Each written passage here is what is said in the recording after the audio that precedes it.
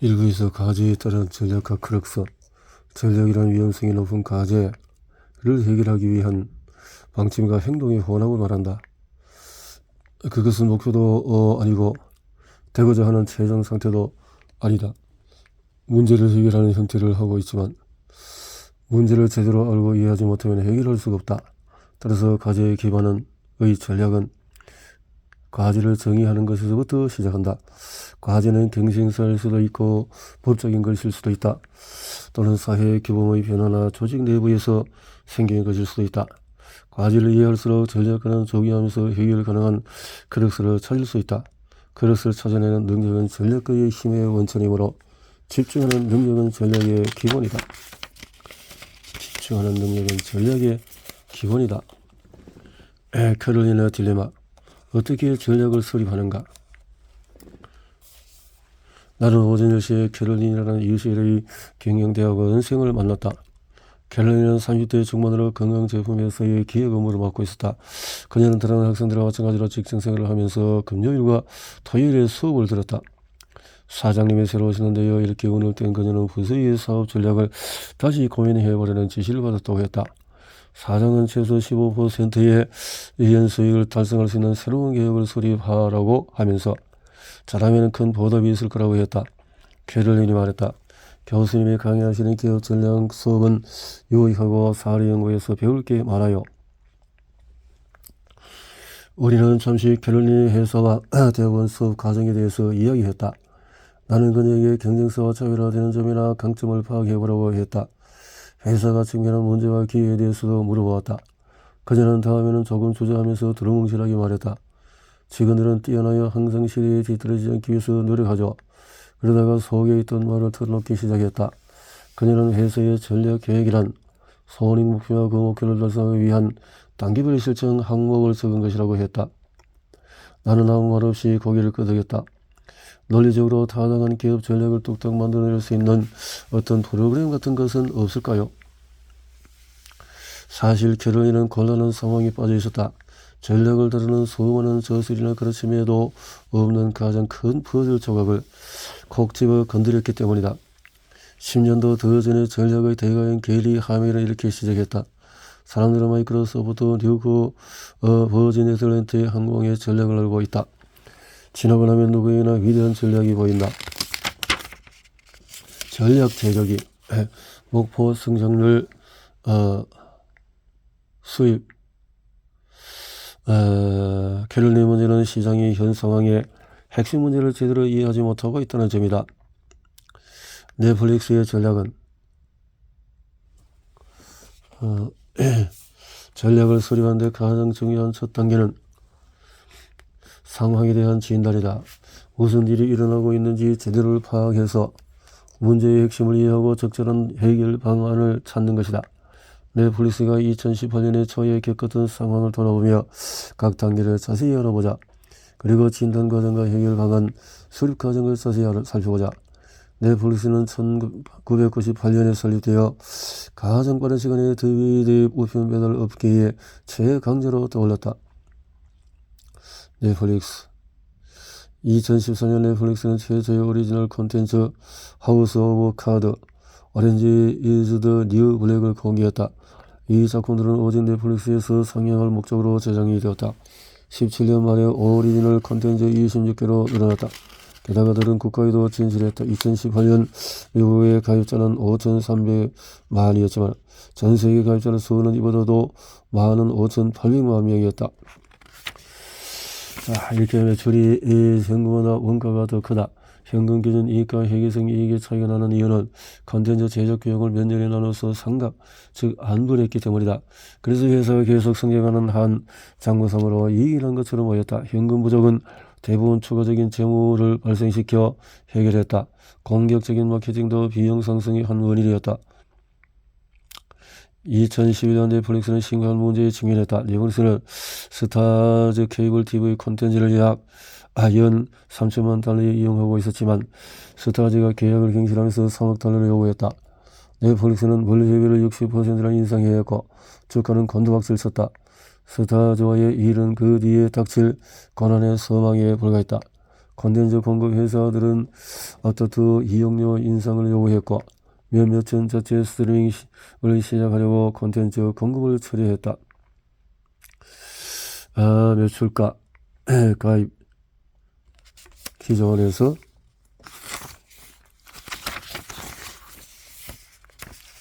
실상가속으로 애플마저 이 시장에 뛰어들겠다고 선언했다.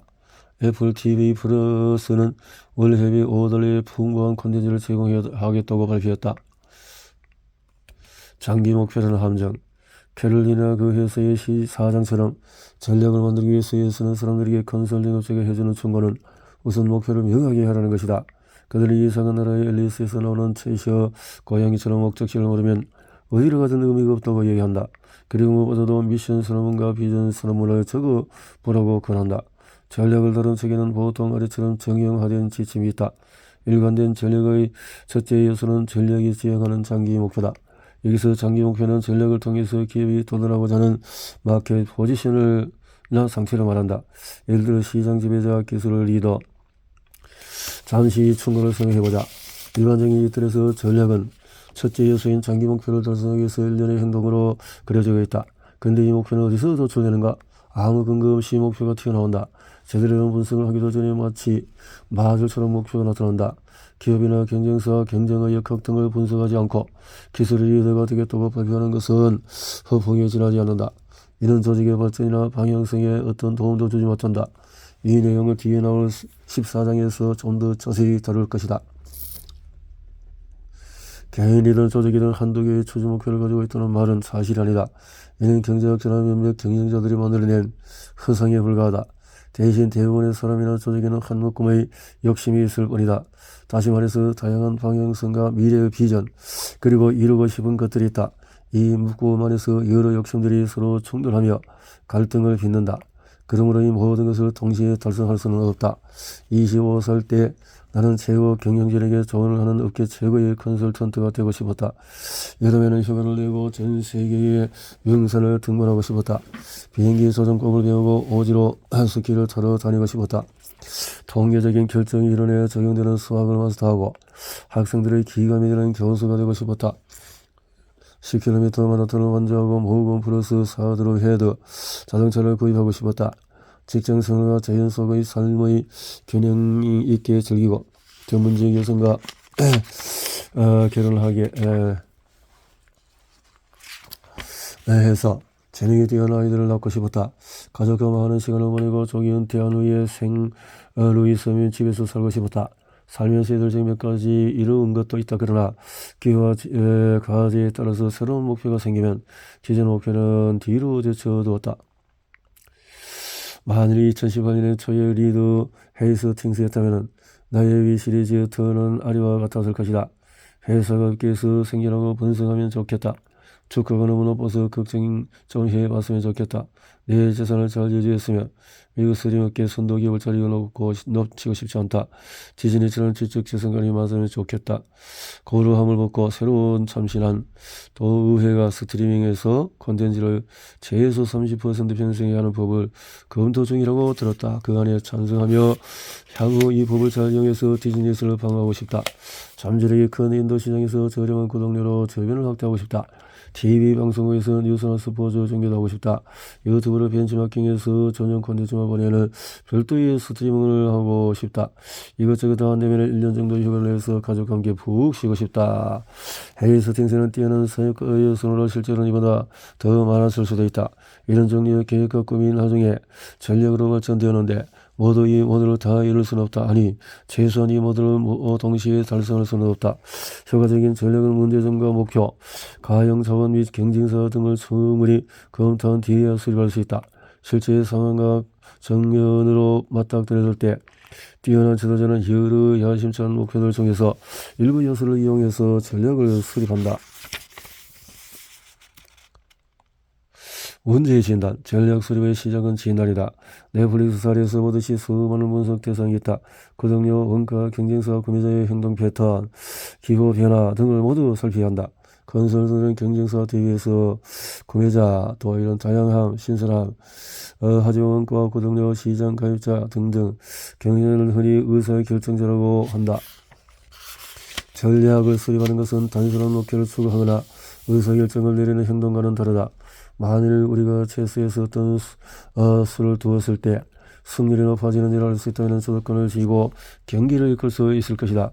그러나 우리에게는 그런 식의 함수가 없다. 거인 과제, 전략 수는 문제 해결의 특별한 형태다. 이 말은 학교 다닐 때 이야기했던 숙제보다도 더 복잡한 문제를 해결해야 한다는 뜻이다. 전략에 대해서 말하거나 글을 쓸 때는 과제라는 말을 쓰는 것이 좋다. 과제, 전략적인 과제는 세 가지 형태로 나타난다. 바로 선택 과제, 공학 설계 과제, 꼬인 과제, 근거. 선택 과제는 대안을 알고 있지만 그 대안이 불확실하고 또 계량화하기 어려울 때 발생한다. 전략적인 과제는 장기적인 자본, 체결, 또 예를 들어서 당신이 호주머니에서 무언가 재산이 있다고 칠 때 정부에서 광석 수요가 매년 늘어난다면 또 어떻게 철도에 투자하는가. 공학 설계 과제는 새로운 무엇을 창조해야 하는데 그것을 하기 측정하기 위해서 어떤 수단, 또 케이블이 가해지는 응력, 더 가장 어려운 상황은 꼬인 과제다. 여기는 미리 주어지는 당신의 설계를 테스트할 만한 공학 모델도 없다. 이런 과제는 우선 과제의 본질을 파악해서 현재 발생하는 일을 알아야 한다. 과제의 역설 또는 핵심은 무엇인가? 그리고 어떤 제약을 이용해서 이를 풀어낼 수 있는가? 넷플릭스의 과제는 내가 만약 넷플릭스의 CEO 리더 헤이스 팅스였다면 내게 주어진 과제는 다음과 같았을 것이다. 넷플릭스의 가장 큰 현안은 다른 회사의 콘텐츠를 대여하여 생장했다는 것이다. 그러나 더 이상 그런 방식은 통하지 않는다. 디즈니와 더 워너미디어, MGM, NBC, 유니버설 및 기타 미디어사가 넷플릭스와 아마존에서 콘텐츠를 철수시키고 있다. 콘텐츠 확보를 위한 전쟁은 점점 더 치열해지는 중이다. 월 구독료를 받는 새로운 스트리밍 서비스 업체가 생겨나 오리지널 콘텐츠로 가입자를 묶어 놓으려는 상황이 지속될 것이다. 그러나 언제쯤 가입자의 경제적인 한계나 콘텐츠에 대한 피로감으로 시장이 포화 상태에 도달할까? 그 다음엔 어떻게 될까? 넷플릭스 오리지널 콘텐츠는 지난 100년간 업계를 지배해왔던 제작사가 변함없이 제작하고 있다. 여기에 워너브라더스 등등등등 있다. 이런 공급망이 언제까지 유지될 수 있을까? 넷플릭스가 영원에 배급될 수준의 영화를 만든다면 기존 배급사들과 정면으로 부딪히게 된다. 그렇다면 B급 영화만 만들어야 할까? 넷플릭스는 해외에서 마진, 특히 유럽 미국 지역에서 마진이 낮다. 시리즈물로 제공한 콘텐츠는 수준이 높았다. 그러나 아마존, 디즈니, 애플, 훌루 같은 경쟁사도 고품질 콘텐츠를 시장에 놓으면서 콘텐츠 사용료나 배우 출연료가 상승하면 그만큼 이익이 감소하지 않을까? 자, 넷플릭스 신규 가입자 획득 비용 전략적인 과제의 본질을 파악하는 클럭스의 가치를 제대로 보여주기 위해서 넷플릭스가 취할 수 있는 조치가 몇 가지 있다. 먼저 국내 시장 진입을 유지하기 위해서 월 구독료 $4의 한정 효율을 모집해서 디즈니와 경쟁할 수 있다. 이런 가입자들은 휴대폰이나 태블릿, PC로 만화나 어린이용 콘텐츠를 이용할 수 있다. 여기에 $10를 더하면 모든 콘텐츠를 볼 수 있는 성인용 회원권을 구입할 수 있다. 또한 기존 할리우드의 건모 술수와 흉기를 이겨내고 스타에 의존하는 방식에서 벗어나 새로운 형태의 영화 산업을 만들 수도 있다. 이렇게 등등을 해서 한 번의 실수도 용납되지 않는다. 넷플릭스는 2018년에 시장 가치가 약 900억 달러에 육박했다. 따라서 MGM 같은 대형 스튜디오 연수에서 그들의 콘텐츠와 제작 능력을 활용할 수도 있다. 행태의 할리우드와 처진과는 모순이 되는데, 또는 HBO 황제의 기행 같은 대형 블록버스터 시리즈를 제작할 수도 있다. 넷플릭스는 상면한 가입자금을 타깃으로 여러 개의 스트리밍 서비스를 제공할 수도 있다. 해외 사업 확대와 관련해서는 미국 이외의 선진국, 특히 영어권 국가에 집중할 수 있다. 등등등등. 넷플릭스 과제의 크럭스. 꼬인 과제를 나무 막대기와 또 하철서가 복잡하게 연결되는 덩어리라고 생각해보자. 넷플릭스 과제는 기존의 TV 시리즈와 스튜디오 제작 또 가격이 온다는 것만으로 더 이상 가입자를 늘릴 수가 없는 데 있다. 경쟁에서는 불균형을 찾는 것이 필요하다. 불균형. 내생의 넷플릭스가 전 영상을 크로스는 현재 시장에서 보이는 우세를 이용해서 많은 콘텐츠를 제작하고 이를 미국 및 성장하는 해외 시장에 공급하는 것이다. 과제를 진단하고 대안을 선택하려면 용기가 필요하다. 넷플릭스는 꼬인 과제의 당면에서는 더욱 그러하다. 네플릭스 크럭스를 분석해보면 해외에서 좋은 작품을 제작할 수 있는 메커니즘을 구축하는 동시에 네플릭스를 가장 선호하는 공급망으로 만들어야 한다는 것을 알 수가 있다. 세계고에 통하는 콘텐츠를 만드는 일은 쉽지가 않다. 과연 네플릭스가 이를 수행할 만한 콘텐츠를 창조해서 공유할 수 있을까? 자금 지원은 제대로 될까? 국제적인 교육기관을 세워본 작성, 연기, 제작을 가르칠 능력이 있을까? 인공지능의 발전으로 자막 번역이 더 쉬워질까? 등등. 이렇게 과제를 진단하고 해결 방안을 수립하는 과정이 현재 우리가 가진 전략 수립의 가장 좋은 이론이다.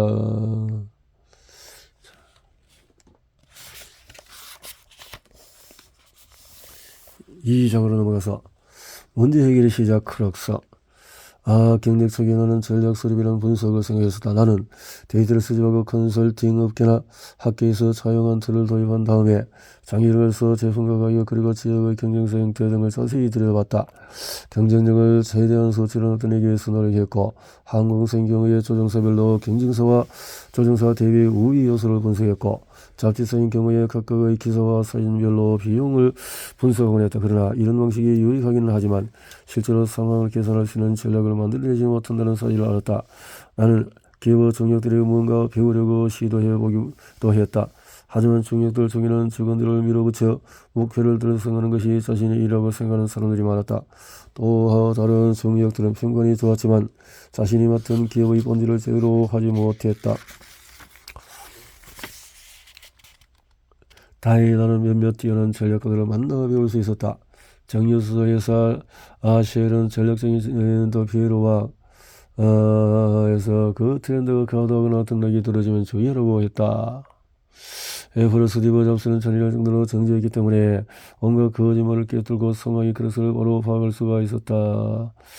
또 미국의 전략자였던 앤디 마실은 경쟁을 재정의해서 협상의 분위기를 역전시키는 뛰어난 본능이 있는 사람이었다.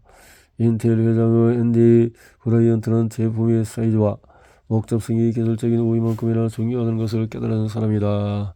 소프트웨어의 사이먼 길버레이스는 탁월한 진단 능력으로 여러 분야에 중요한 역할을 했다. 이런 CEO들이 일하는 방식은 전부 상이했지만 시간이 지날수록 그 차이에 대한 강경한 윤곽을 그릴 수가 있었다.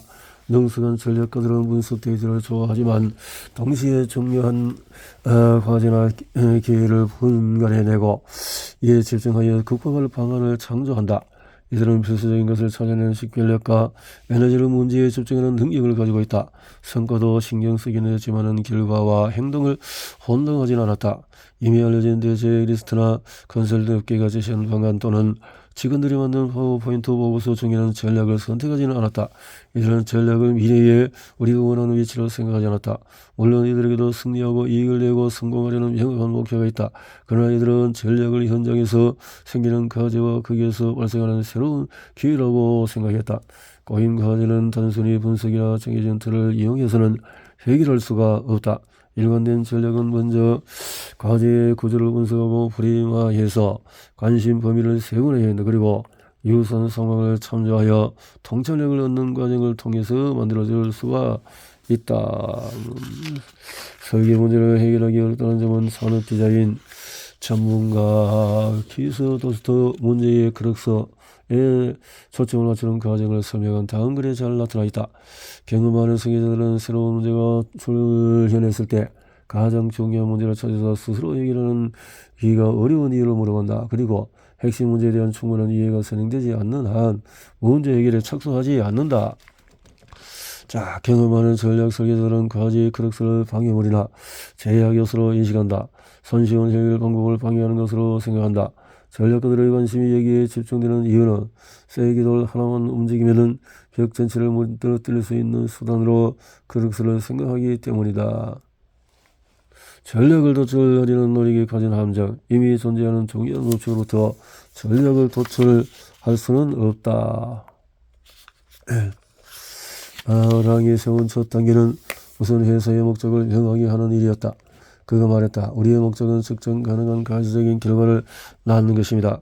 구체적으로는 최소 9%의 자산 투자 수익률, 패러다임 포터, 회사의 전략팀은 차별화 전략이었다. 차별화. 지속적인 개선, 설비 가동률, 즉시 생산화 시 아웃소싱, 전략 등의 중에서 신제품 출시 시기를 선택했다. 칼랑은 합리적인 절차로 전략을 수립해서 이사로부터 자신을 방어하고 심지어 법적인 분규도 대응하려고 했다. 패러다임사의 근본적인 문제는 첫째, 생산을 효과적으로 통제하지 못하며 둘째, 회사의 가장 큰 고객이 느리게 성장하는 기업이라는 점이었다. 추론 대설계 칼랑은 포트의 5대5 세력 모델이나 김희찬 교수와 르네이 모본 교수, 또 블루오션 전략 캔버스 같은 틀을 이용해서 전략을 수련하려 했다. 그러나 이런 틀에서는 특정 상황에서 중요한 것에 집중할 수 있도록 디자인된 것이다. 따라서 이 틀에서는 구체적인 대책이 추론되지 않으며 그렇게 할 수도 없다. 어떤 기업은 향후 5년간 매년 20% 이상의 수익 증가와 같은 성과 목표로부터 전략을 추론하고자 한다. 하지만 목표 그 자체는 아무런 행동도 의미하지 않기 때문에 그런 식으로는 전략을 얻을 수가 없다. 만약에 좀 더 세분화해서 성장 가능성이 가장 큰 회사에 집중하기라도 한다면 그 안에는 복잡한 의미가 내포된다.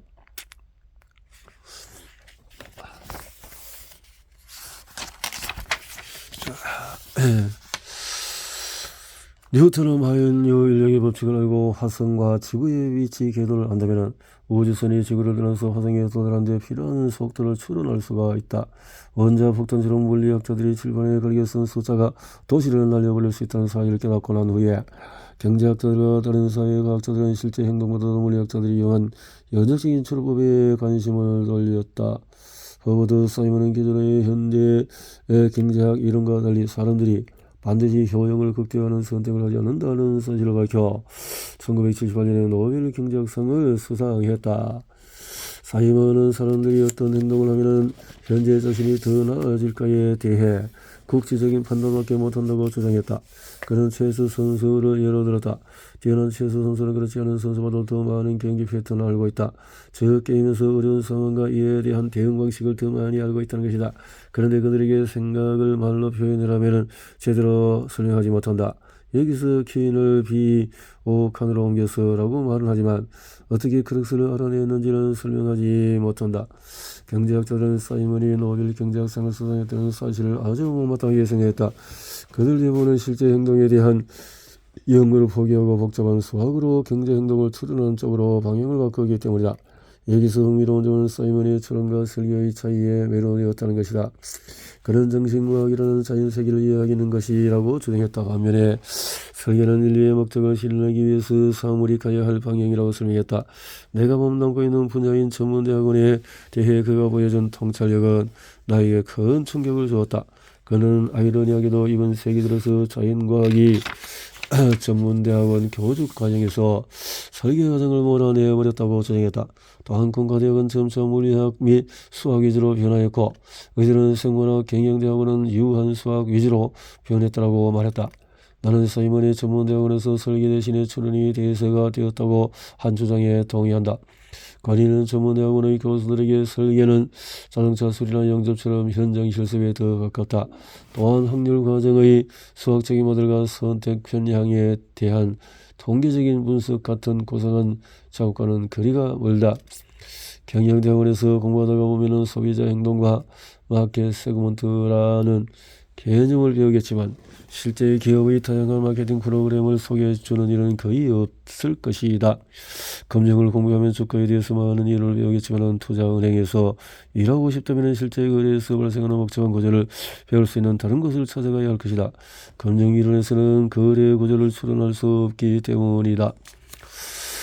자, UC 버클리 대학에서 전기공학을 전공하던 4학년 때 나는 전기를 공급하는 대형 동력 차인 터빈 발전기에 관심이 있었다. 그때 발전기와 모터를 다루는 유일한 과목을 수강했는데 교수는 텐서 미적분을 가르쳤다. 우리는 발전기의 사진조차 보지 못했다. 교수는 텐서 미적분을 이용하면 발전기의 전기 생산량을 산출할 수 있다고 말했다. 그러나 이런 분석 방식은 실제 발전기나 발전기의 설계 및 제작에 대한 어떤 정보도 주지 못한다. 그것은 공학이 아니라 그냥 수학이었다. 결국 나는 컴퓨터 설계 그 다음의 또 피드백 제어 시스템 설계로 전공을 바꾸었다. 여기서는 설계의 일부라도 다루고 있었다. 이렇게 해서 그 문제를 우선 숫자로 표현하기 전에 우리는 연구를 시작할 수가 없네. 몇 년 후 나는 제트 추진연구소에서 시스템 설계 엔지니어로 근무하게 되는데 내가 하는 일은 우주선의 초기 설계였다. 어느 날 나는 모교를 방문했을 때 옛날 지도 교수와 함께 내 일에 대해서 이야기를 나누었다. 나는 시간이 지나면은 우주선의 부품이 고장나는 게 가장 큰 문제라고 드러나왔다. 우주에 나가는 우주선을 수리할 만한 사람이 없기 때문에 센서가 고장나거나 무전기가 작동하지 않는 문제를 어떻게 처리할지 고민이 많았다. 내 구성을 숫자로 계산할 수 있었지만은 그에 앞서 왜 이런 문제가 발생했는지 원인을 파악할 수가 없었다. 교수는 고개를 가로주시며 말했다. 그 문제를 우선 숫자로 표현하기 전에는 우리는 연구를 시작할 수가 없네. 그렇게 꼬임 상황. 앞에서는 넷플릭스의 사례를 설명하면서 꼬임 과제라는 것을 소개했다. 문제 자리에 대한 명확한 정의가 없을 수가 있다. 대부분의 경우에 당신에게 하나가 아닌 여러 개의 목표가 있다. 대안에 주저지지 않으나 찾아내거나 생각을 또 해야 한다. 가능성 있는 행동과 실제 결과 사이에서 연관관계는 명확치가 않다. 그렇다면 실제로 과제가 무엇인지 꼬인 과제에 봉착했을 때 전략가는 내재된 해결 가능성을 문제를 찾아낸다. 꼬인 과제 해결은 모순되는 욕망과 필요성 그리고 자원이 복잡하게 얽힌 가운데 긴장의 핵심을 발견해서 크럭스를 찾아냈을 때만 가능하다. 크럭스를 찾는 것이 꼬인 과제를 해결하는 가장 큰 문제 단계이다. 복잡하게 얽혀있는 꼬인 과제에서 해결 가능한 크럭스를 찾아내는 것은 쉬운 일이 아니다. 모으기는 문제, 이슈, 기회 등을 리스트로 만드는 것이다.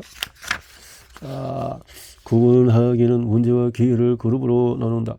이렇게 그룹으로 나눴을 때 그 경계가 모호한 경우가 있다. 그룹을 나누는 목적은 학문적으로 극과는 경계선을 수립하는 게 아니라 과제별로 다른 해결 방안을 찾기 위해서이다. 모으기와 구분하기가 끝나면 너무 많은 문제에 너무 많은 이해관계가 걸려 있음을 알게 되어진다. 일단 과제를 분리하고 나면 다음 단계는 중요성과 해결 가능성으로 등급을 나눈다. 해결 가능성에 대해서는 이견이 많다. 매우 중요하지만 쉽게 해결하기 어려운 과제는 자세히 들여다보아야 한다. 크럭스는 자원과 이슈, 정책 간의 갈등에 부딪히는 긴장점이다.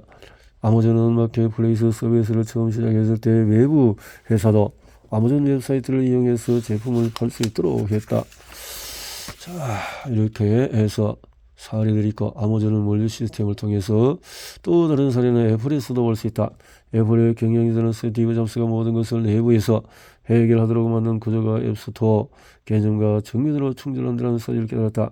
그들은 이 번호의 앱스토어를 외부 프로그램에게 개방하면 앱 제작자 간에 엄청난 경쟁이 발생해서 가격이 내려가고 앱의 품질이 좋아지며 그 결과 각 아이폰의 가치가 상승한다는 것을 알았다.